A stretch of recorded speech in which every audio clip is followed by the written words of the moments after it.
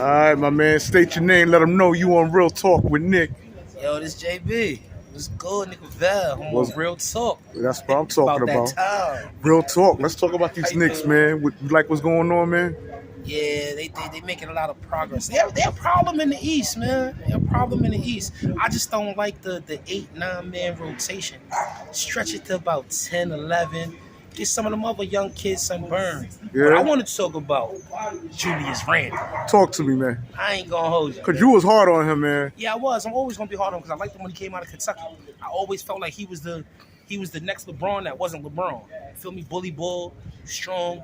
He still got to work on that right hand. Okay. But the fact that he's making the three at the rates he's making the three in crunch time positions, he's doing what he's expected to do, Right. but not what you would really expect him to do with how he's played over the last year.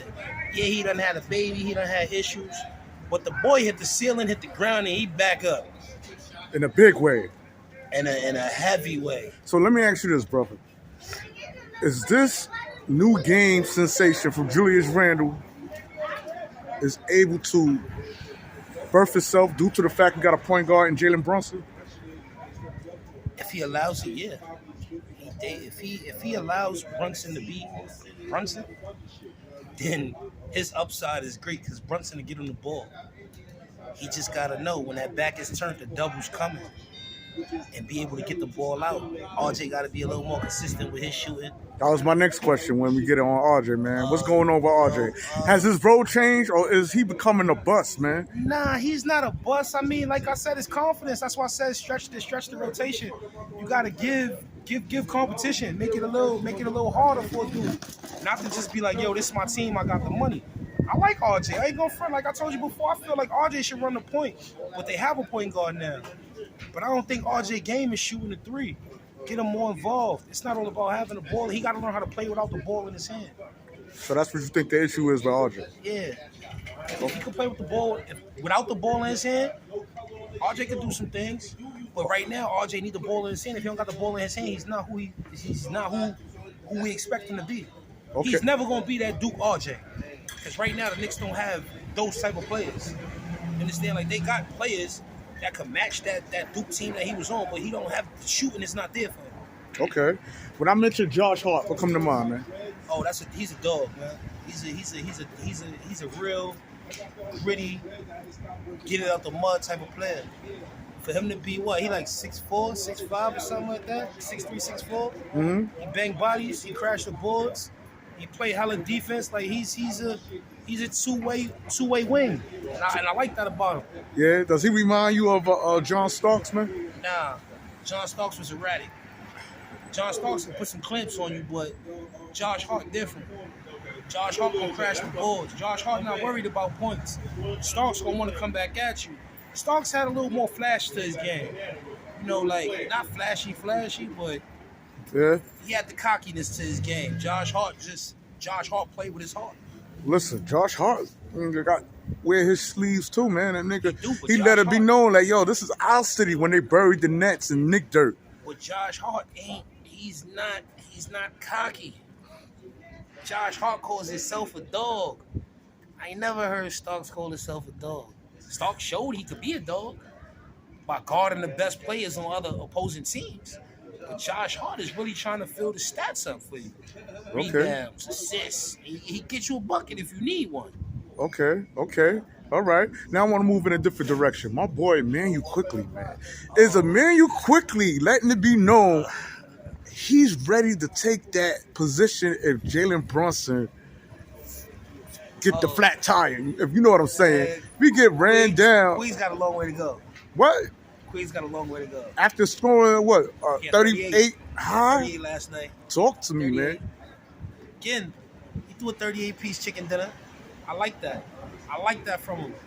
But you got to look at that 38-piece and look at that shot selection. That's what it all boils down to. Shot selection. It's not if you can make the shot or if you miss it. It's all on if it's a good shot, bad shot. I done seen him take a lot of bad shots last night. Them shits went in. But there was a lot of bad shots. He's erratic too. He's another one that got to get his game together, get it under wraps, and he could be a problem. I don't think he'll take Jalen Brunson's spot. I think they'll be the backcourt tandem. Because from what it looks like to me, Tibbs trying to find somebody that he can match with Jalen Brunson. So Jalen Brunson don't always have to be the scoring point guard. Jalen Brunson could be the typical point guard, the prototypical point guard, pass, get people involved. That's what has to happen. Quiggs is a scorer, so you don't want that as your guard, like your point guard. Your point guard is not supposed to be a dominant scorer. Can be a dominant scorer, but that takes away from getting other players involved, and you need the other players involved. As you can see last night, Quiggs had 38, RJ had 29 or something like that. Julius had over 30. They getting each other involved. That's how you win games. Okay. And as far as Tom Thibodeau, is he a candidate to be the coach of the year, man? Honestly, no. And I would like him to be coach of the year, but they got to be a higher seed. But you got other teams that have decent records. We got to see if they make the playoffs. Listen, we ain't doing that. We got to see if they make the playoffs. I'm not talking we about know the they Knicks, making the I'm playoffs. talking about the other teams. Well, we ain't concerned with the other teams, We not. man. I'm just putting it out there that he could be coach of the year, but you got to think about the other teams that came from the dirt that might make the playoffs with a coach that's not really top tier or a coach that ain't really, But if in my opinion, I say no, but he should be. How he got them playing. They playing good. And let me tell you something, man. When we speak of the teams that we played against, we lost a bunch of games, OT games. Mm-hmm. And then let's talk about the teams that we're beating. We beat Boston like 3 times. We beat Atlanta. We beat the Nets twice. I mean, man. I mean, all I'm gonna say is regular season. The teams know each other, but when they play Boston in the playoffs, it's gonna be a different series. It's a half-court game in the playoffs. Right now, it's an open stretch. I ain't gonna sit here and say Boston laid down for New York. New York took every game from their ass actually, but playoffs is a different animal. It's a different monster, especially if you there for the first time again, and you trying to put on. But you got teams like Boston that been there. Boston was just in the finals. I feel like they're going to be a tough team to beat in the East. If them 2 boys over there keep it together. So are you telling me it's going to be Atlanta Hawks, New York Knicks, deja vu postseason where we beat the Hawks all season, and then we get to the postseason and we only win 1 game? I don't see that happening I again. don't even think the Hawks make the playoffs. I think the Knicks is going to play Boston. Second round. Second round, they gonna play Boston. I want them to play Boston. It's more to prove beating Boston. All right, and last but not least, your boy Mitch, man. Not Donovan. Mitchell Robinson. Mitchell Robinson. I liked him last night. He showed me something. I always said he was soft. He had 14 rebounds. When I stopped watching, he had 14 rebounds. But he showed me he got heart. He showed me what they want him there for. And that's how he should play. Grab rebounds. Give us 10 points. I'm cool with that. Okay. Crash the glass. Hit the glass. Make sure we get second opportunities. Make sure everything. Make sure we can run the break off him. I feel like he need to get in the weight room. Strength and conditioning. Get a little stronger. So you think it was lower extremity or upper? We think he need to work on? Both. Everything starts with your legs. So he need his legs. Okay. But he need to be able to get the ball in the post and bully a couple people. Okay. He don't know how to. I'm not gonna say he don't know how to bully, but they don't really. That's not his role. They're not using him to bully nobody. And I feel like you gotta take the cuffs off him and let him play.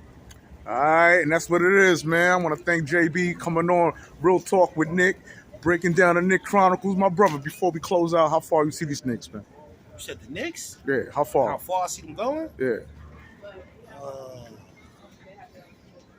Sky's the limit. The limit is the sky, man.